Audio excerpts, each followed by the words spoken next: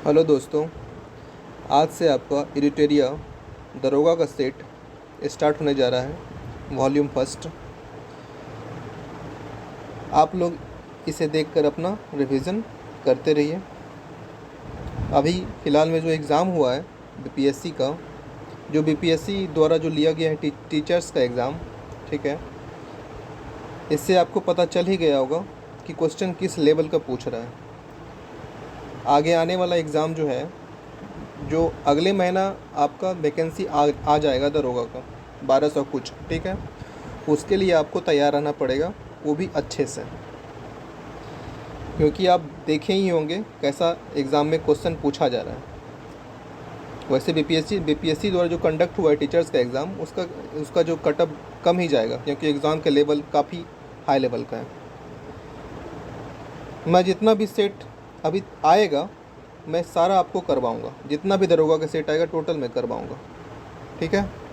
आप लोग बस रिवीजन करते रहिए। चलिए हम लोग स्टार्ट करते हैं पहले नंबर क्वेश्चन से, ठीक है। आइए, पहला नंबर क्वेश्चन क्या है। पहला नंबर क्वेश्चन है, सिंधु घाटी सभ्यता के बारे में इनमें से कौन सा कथन सत्य है। तो सिंधु घाटी सभ्यता के लोग कपास के उत्पादन करने वाले पहले व्यक्ति थे।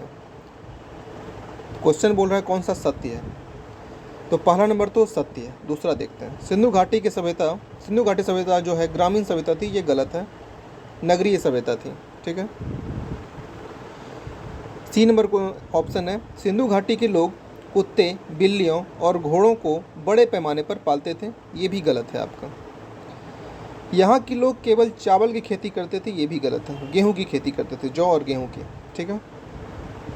इसलिए इसका आंसर आपका क्या हो जाएगा, तो पहला का आंसर आपका ए हो जाएगा, ठीक है।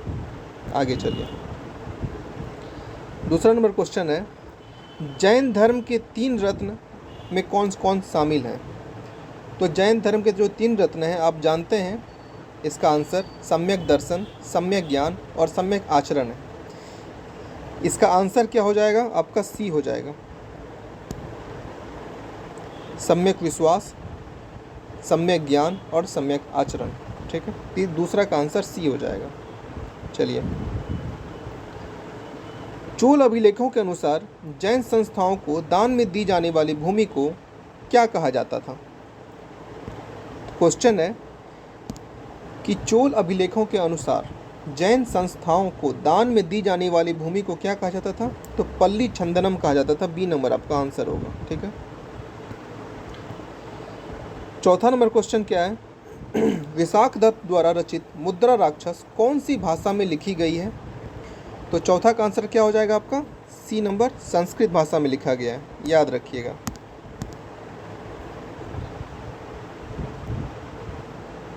पाँच नंबर क्वेश्चन क्या है, निम्नलिखित में से किस शासक के शासनकाल में भारत का पहला मुद्रा रुपया मुद्रित हुआ था। तो रुपया तो आप जानते ही हैं, शेर शाह सूरी। निम्नलिखित में किसके शासनकाल में मुगलों और मराठों के बीच द्वंद्व प्रारंभ हुआ था। ये आपका किसके शासनकाल में हुआ था, ये आपका हुआ था औरंगजेब के काल में, ठीक है। डी नंबर आपका आंसर होगा। 1656 ईस्वी में जब शाहजहां के शासनकाल में सर्वप्रथम शिवाजी के नेतृत्व में मराठा ने मुगल क्षेत्र पर आक्रमण किया, लेकिन मराठों एवं मुगलों में प्रत्यक्ष संघर्ष औरंगजेब के शासनकाल में शुरू हुआ था, ठीक है। फिर 1665 ईस्वी में जो पुरंदर का युद्ध शिवाजी के भिंडत मुगल सेनापति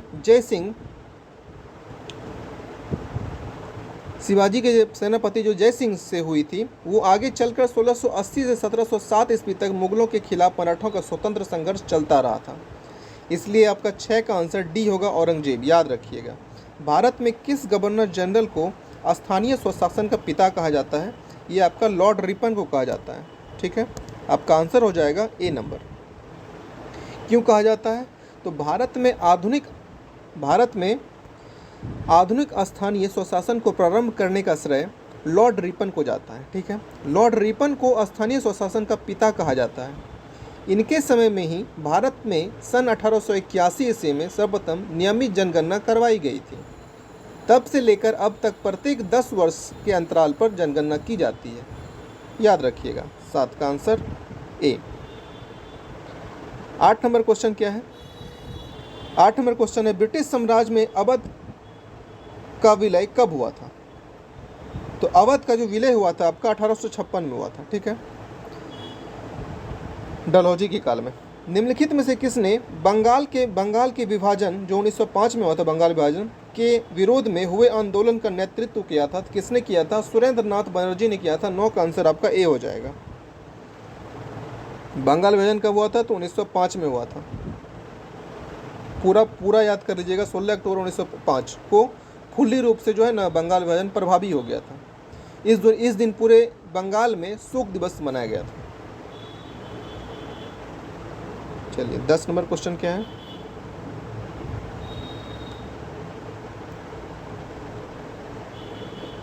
दस नंबर क्वेश्चन है, किस व्यक्ति ने महात्मा गांधी को पहली बार राष्ट्रपिता कहकर संबोधित किया था?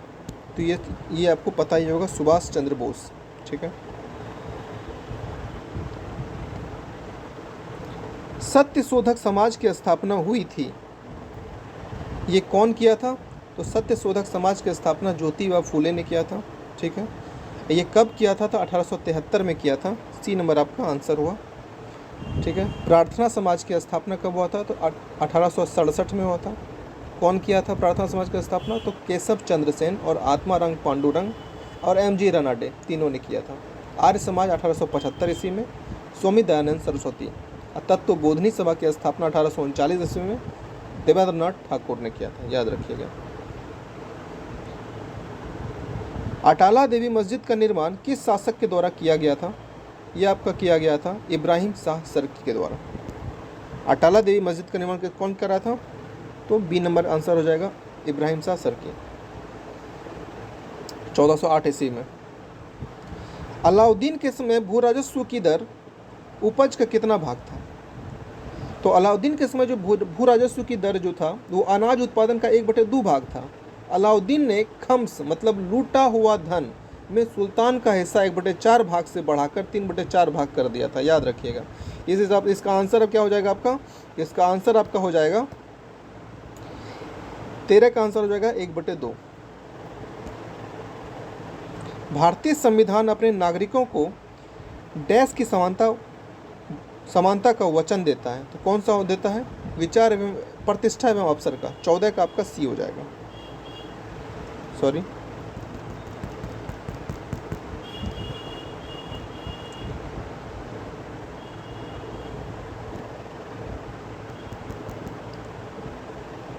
प्रतिष्ठा एवं अवसर का देता है। ठीक है, अब याद रखिएगा इसको।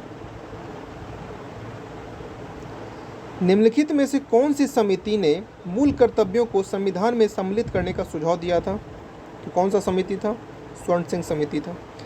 अनुसूचित जनजाति के संरक्षण के लिए एक क्षेत्र को अनुसूचित क्षेत्र के रूप में घोषणा करने का जो शक्ति है वो किसके पास है? तो ऑब्वियस है, राष्ट्रपति के पास है।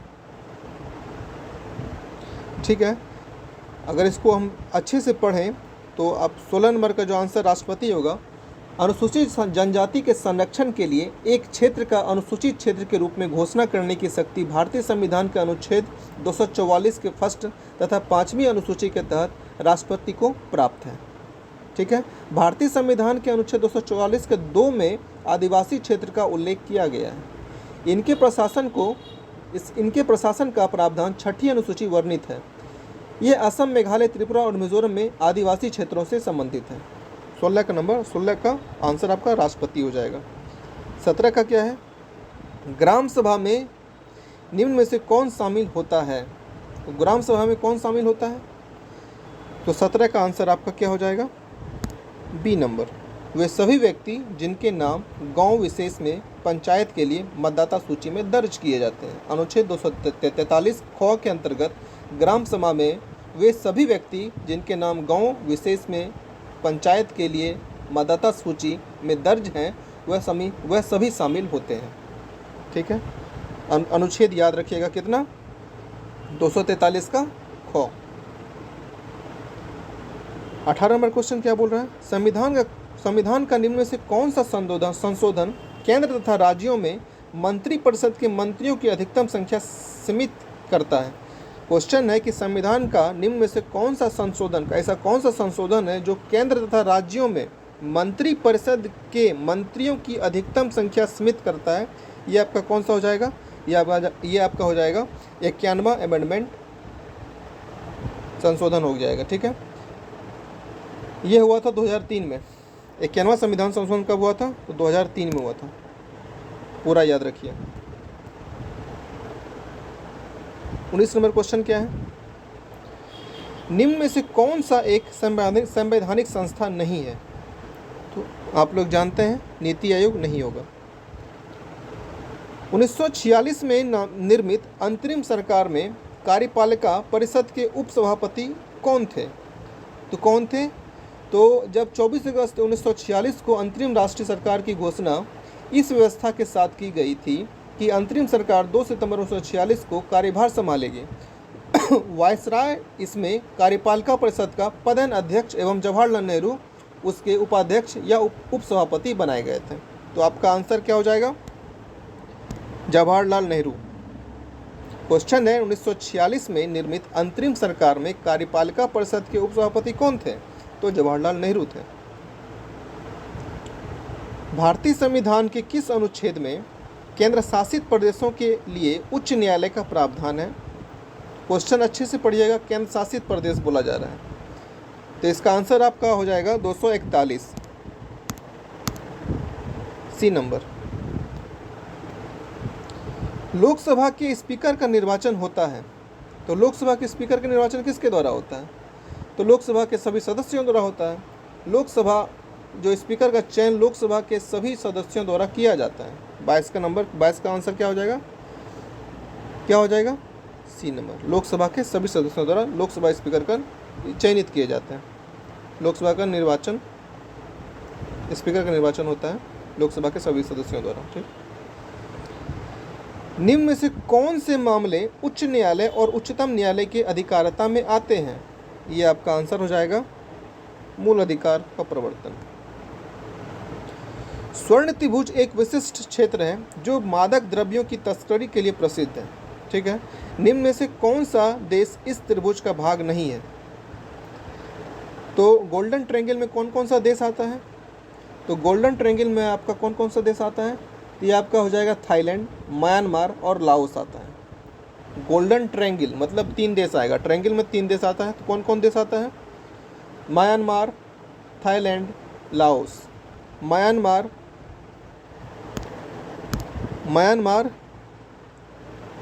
Thailand, Laos. तो कौन सा देश नहीं आएगा? क्वेश्चन नहीं है तो कंबोडिया नहीं आएगा, याद रखिएगा। आपका आंसर हो जाएगा डी नंबर। अंतर्राष्ट्रीय प्रवासी दिवस कब मनाया जाता है? तो अंतर्राष्ट्रीय प्रवासी दिवस कब मनाया जाता है? तो 18 सितंबर को मनाया जाता है। 18 दिसंबर को मनाया जाता है। अंतर्राष्ट्रीय प्रवासी दिवस 18 दिसंबर को मनाया जाता है। अगर पूछेगा भारतीय प्रवासी दिवस कब मनाया जाता है? तो 9 जनवरी को मनाया जाता है। राष्ट्रीय बालिका दिवस कब मनाया जाता है? तो 24 जनवरी को मनाया जाता है। लोसुंग त्यौहार कहाँ का लोकप्रिय है? कहाँ का लोकप्रिय त्यौहार है लोसुंग? तो 26 का आंसर आपका सिक्किम हो जाएगा, सिक्किम का है। यूनेक्स कप किस खेल से संबंधित है? ये आपका बैडमिंटन से है। बैडमिंटन में आप देखेंगे होंगे कि लिखा रहता है यूनेक्स, उससे आप याद रखिएगा। सूरजताल झील किस राज्य में स्थित है? तो सूरजताल झील किस राज्य में है? तो हिमाचल प्रदेश में है। B number option. इकोसिस्टम की सही परिभाषा क्या है? तो इकोसिस्टम की सही परिभाषा क्या है? तो इसका ऑप्शन देख लेते हैं।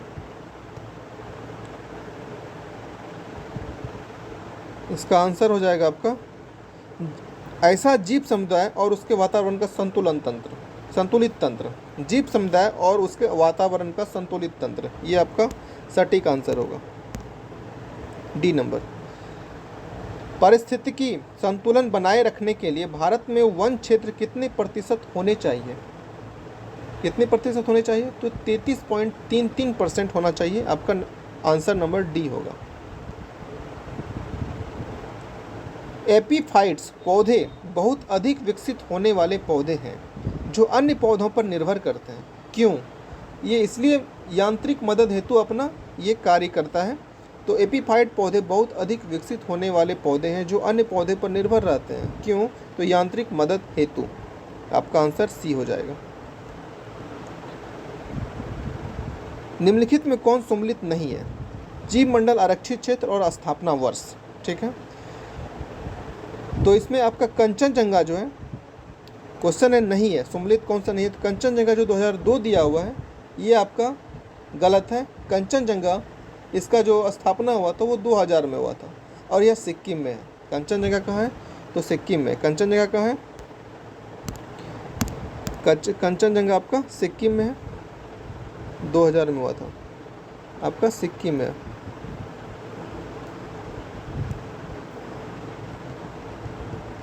याद रखिएगा, बाकी सब सही है। सिमलीपाल कहाँ है? सिमलीपाल उड़ीसा में है, नौकरेक मेघालय में और पन्ना जानते हैं मध्य प्रदेश में।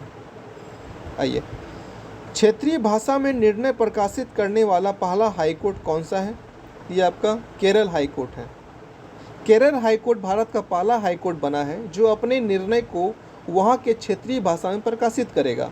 हाईकोर्ट की कार्रवाई को लाइव प्रसारण करने वाला पहला हाईकोर्ट गुजरात हाईकोर्ट है, याद रखिएगा। अगर लाइव में पूछेगा लाइव प्रसारण पहली बार कौन सा हाईकोर्ट दिया है, कहाँ का हाईकोर्ट दिया है, तो वो गुजरात हो जाएगा। और क्षेत्रीय भाषा में निर्णय जो दिया है वो केरल हाईकोर्ट दिया है, याद रखिएगा। किस राज्य सरकार द्वारा सहवास ऐप को जारी किया गया है? तो सहवास ऐप को कौन जारी किया है? तो 34 का आंसर हो जाएगा आपका डी, तमिलनाडु।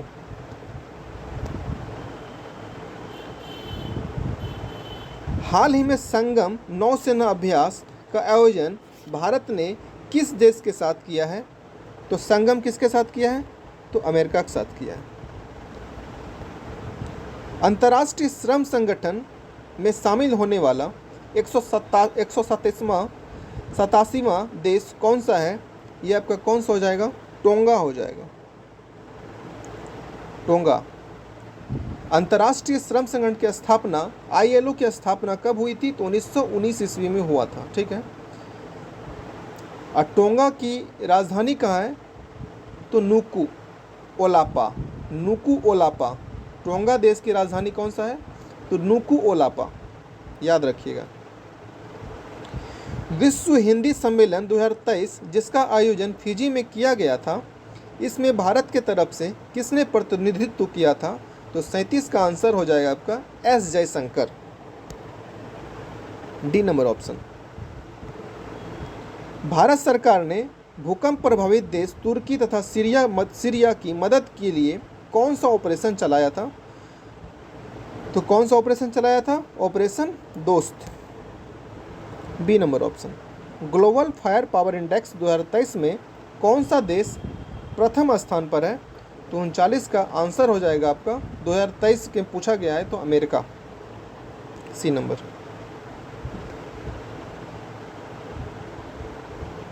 चालीस नंबर क्वेश्चन क्या है? वित्त वर्ष 2023-24 के दौरान देश का GDP विकास दर कितना रहने का अनुमान है? ये आपका आंसर हो जाएगा 6 से 6.8%, बी नंबर ऑप्शन। दुग्ध उत्पादन में भारत का स्थान विश्व में कौन सा है? तो पहला है, पहला स्थान भारत का है। 25% पूरे का योगदान है, पूरे विश्व का 25% भारत ही देता है, दूध भारत में होता है, सॉरी। अर्जुन पुरस्कार 2022 से सम्मानित सुश्री अंशु का संबंध किस खेल से है? ये आपका हो जाएगा कुश्ती। कौन सा हो जाएगा? कुश्ती हो जाएगा। ग्रैमी पुरस्कार 2023 हेतु किसे एल्बम ऑफ द ईयर चुना गया है? तो 43 का आंसर हो जाएगा हैरी आउस। प्रसिद्ध पुस्तक विक्ट्री सिटी के लेखक कौन है? कौन है? सलमान रुश्दी। विश्व कैंसर दिवस 2023 का थीम क्या है? तो close the care gap, B number option, close the care gap. Statue of knowledge को स्थापित किया गया है किस राज्य में? तो महाराष्ट्र में। जनवरी 2023 में आई रिपोर्ट के अनुसार 2022 में भारत का सबसे प्रदूषित शहर कौन सा है? तो कौन सा है? नई दिल्ली।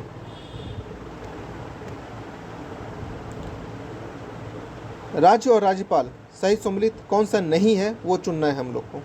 कौन सा सम्मिलित नहीं है, आइए देखते हैं। अरुणाचल प्रदेश केरी परनायक सही है। मेघालय का फागू चौहान ये भी सही है। झारखंड का सीपी राधा कृष्णन ये भी सही है। और महाराष्ट्र का गणेश लाल जो दिया है वो गलत है। महाराष्ट्र का नया राज्यपाल जो बना है वो रमेश बैस है, बाकी सब सही है। महाराष्ट्र का कौन सा है नया जो अभी बना है वो रमेश बैस होगा, आपका ये गलत है, गणेश बैस नहीं होगा, ठीक है। अब बिहार का जो नए राज्यपाल कौन सा है, तो राजेंद्र बी आलेकर है। हाल ही में तुलसीदास बलराम का निधन हो गया है, इनका संबंध किस क्षेत्र से है, तो खेल के क्षेत्र से है, ये नंबर। भारतीय प्रतिस्पर्धा आयोग के नए अध्यक्ष कौन बने हैं, तो संगीता वर्मा, ये नंबर। अंतर्राष्ट्रीय धर्म सम्मेलन का उद्घाटन कहाँ किया गया है, ये आपका कहाँ किया गया है, तो भोपाल में किया गया है। हाल ही में दयानंद सरस्वती की कौन सी जयंती मनाई गई है, तो 200वां जयंती मनाया गया है दयानंद सरस्वती का। 52 का आंसर बी। 53 नंबर क्वेश्चन क्या है, हाल ही में किसके द्वारा दुनिया के सबसे लंबे प्लेटफॉर्म का उद्घाटन हुबली में किया गया है। हाल ही में किसके द्वारा दुनिया के सबसे लंबे प्लेटफॉर्म का उद्घाटन हुबली में किया गया है, तो 53 का आंसर हो जाएगा नरेंद्र मोदी। नेपाल के नए राष्ट्रपति कौन है, तो नेपाल के नए राष्ट्रपति कौन है, तो रामचंद्र पडौल, ये नंबर। हाल ही में किस राज्य में योओसोंग उत्सव मनाया गया है। हाल ही में किस राज्य में याओसोंग उत्सव मनाया गया है, ये आपका 55 का आंसर मणिपुर हो जाएगा। महाराष्ट्र भूषण पुरस्कार 2022 से किसे सम्मानित किया गया है। महाराष्ट्र भूषण पुरस्कार 2022 से किसे सम्मानित किया गया है, तो 56 का आपका आंसर होगा अप्पा साहेब धर्माधिकारी, ए नंबर।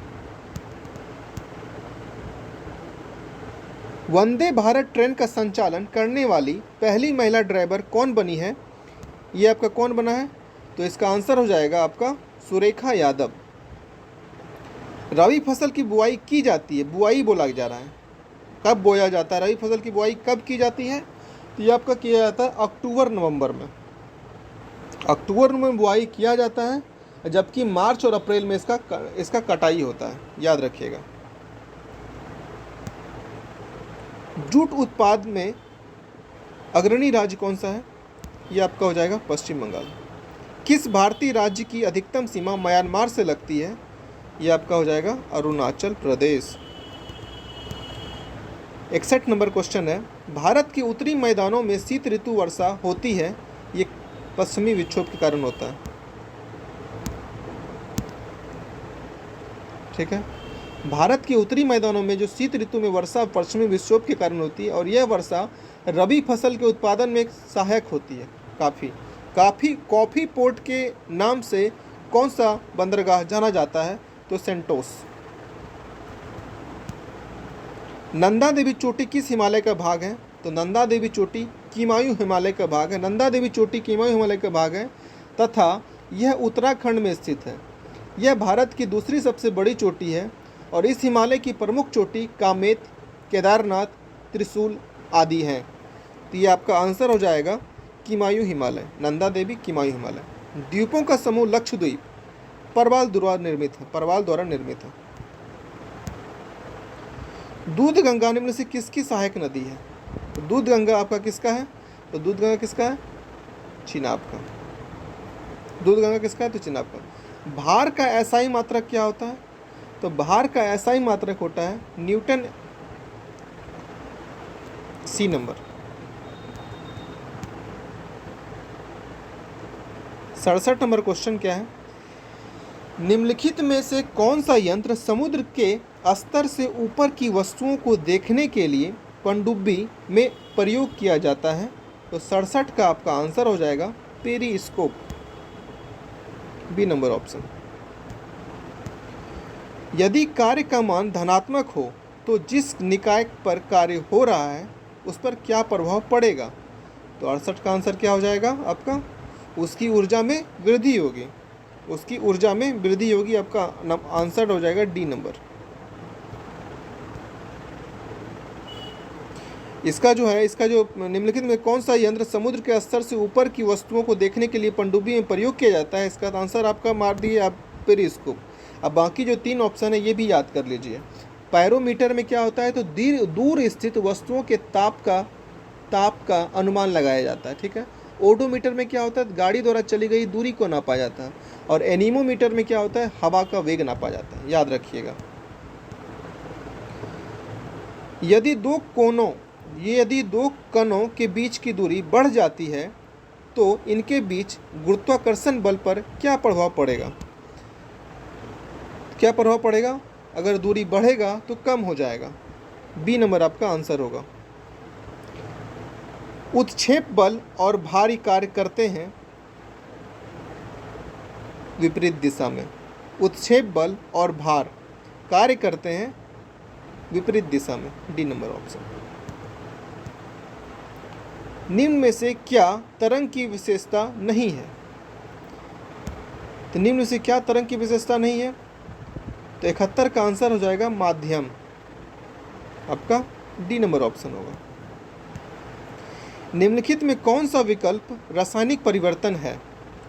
तो रासायनिक परिवर्तन ऐसा परिवर्तन है जो पुनः चेंज नहीं हो सकता है। जो हो गया वो हो गया। जैसे दूध का दही में परिवर्तन। अब जो दही है वो दूध तो नहीं बन पाएगा। अब बाकी ऑप्शन क्या है? शुष्क बर्फ का सब्लिमेशन, फिर वो बन सकता है। ठीक है। रेत का पानी में घुलना, फिर उसको आप अलग कर सकते हैं। चीनी का पानी में घुलना, फिर उसको आप चीनी और पानी को अलग कर सकते हैं। दूध का दही में परिवर्तन होना, ये आपका कौन सा हो जाएगा? रासायनिक परिवर्तन हो जाएगा। और बाकी टोटल जो है वो भौतिक परिवर्तन है। भौतिक परिवर्तन पुनः उसी स्थान पर आ जाता है, लेकिन रासायनिक परिवर्तन नो चेंज होता है। निम्नलिखित में से किसने परमाणु की अविभाज्यता के बारे में बताया है? कौन बताया है? तो 73 का आपका आंसर हो जाएगा डाल्टन। ए नंबर ऑप्शन। निम्नलिखित में से कौन सा सामान्य तापमान पर द्रव अवस्था में होती है? तो गैलियम। ए नंबर। गैलियम का प्रतीक होता है Ga, बड़ी G स्मॉल a। निम्नलिखित में कौन सा किसी धातु का इलेक्ट्रॉनिक विन्यास नहीं है? तो 75 का आंसर आपका बी हो जाएगा, 2 और 6। ठीक है। निम्नलिखित में से किसे एक तत्व के भार की तुलना में एक मूल विशेषता माना जाता है? तो 76 का आंसर हो जाएगा परमाणु क्रमांक। क्वेश्चन है परमाणु क्रमांक। D number. निम्नलिखित में किसे एक तत्व के भार की तुलना में एक मूल विशेषता माना जाता है? वो हो जाएगा आपका परमाणु क्रमांक। ऑक्सीकरण प्रतिक्रिया में निम्नलिखित में से क्या होता है? ऑक्सीकरण में क्या होता है? तो ऑक्सीकरण में क्या होता है? तो इलेक्ट्रॉन की कमी होती है। आपका आंसर हो जाएगा इलेक्ट्रॉन की कमी। बी नंबर आपका बी नंबर ऑप्शन होगा। 77 हो गया। अब ये 78 क्या बोलता है वो देखते हैं। यदि किसी लवण का pH मान 0 है तो वह डैश का लवण होता है। कैसा लवण होता है? तो ये आपका आंसर हो जाएगा सशक्त एसिड और कमजोर बेस।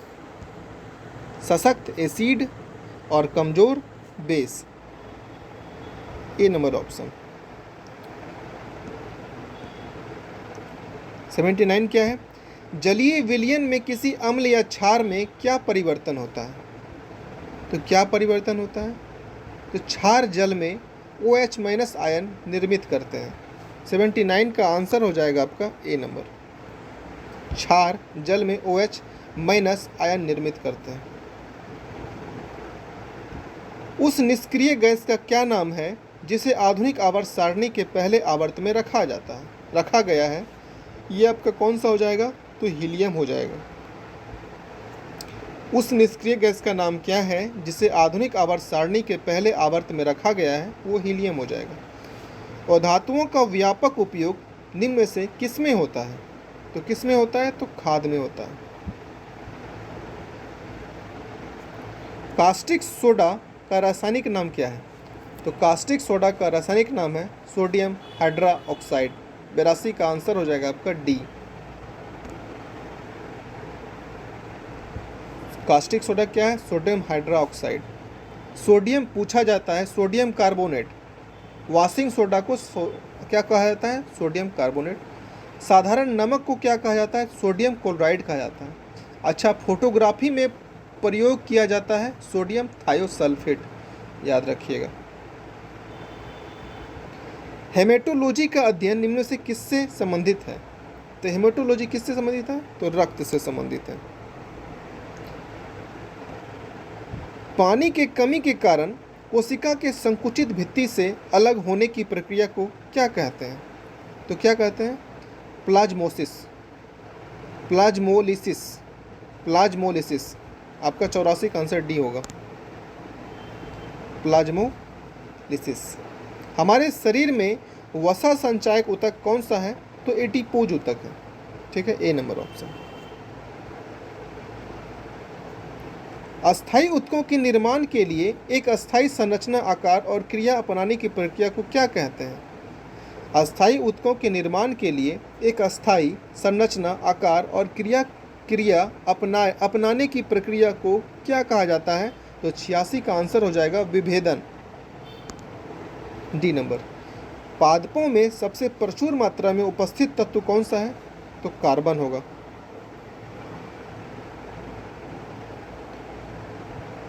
निम्नलिखित में से किसने सजीव वस्तुओं में लक्षणों की आनुवंशिक के सिद्धांतों के प्रतिपादन में योगदान दिया था? वो कौन था? 88 का आंसर हो जाएगा Gregor Mendel, C number option.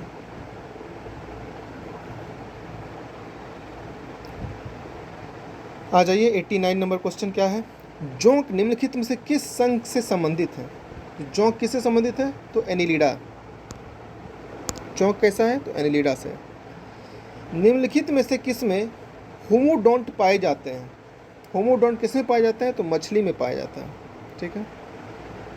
91 number question क्या है? मनुष्य के पाचन तंत्र में उत्सर्जित अम्ल कौन सा होता है? तो हाइड्रोक्लोरिक अम्ल होता है, डी नंबर। 92 नंबर क्वेश्चन क्या है? निम्नलिखित में कौन सा रोग विषाणु जनित नहीं है? तो विषाणु जनित नहीं है, कौन सा नहीं है? तो आपका आंसर 92 का आंसर बी हो जाएगा, तपेदिक। ये नहीं है, तपेदिक जीवाणु जनित रोग है। ठीक है। जबकि चेचक, इन्फ्लुएंजा, खसरा, पोलियो, एड्स, रेबीज, डेंगू ज्वार आदि विषाणु जनित रोग है। 93 नंबर क्वेश्चन क्या है? 1949 में भारत सरकार द्वारा नियुक्त राष्ट्रीय आय समिति का अध्यक्ष निम्नलिखित में से कौन था? तो 93 का आंसर हो जाएगा पीसी महालोम्बिस, बी नंबर ऑप्शन। 1949 ईस्वी में भारत सरकार द्वारा नियुक्त राष्ट्रीय आय समिति के अध्यक्ष पीसी महालोम्बिस थे और डॉक्टर आर गॉडगिल तथा VKRB राव इस समिति के सदस्य थे। याद रखिएगा, क्वेश्चन बहुत पूछा जाता है।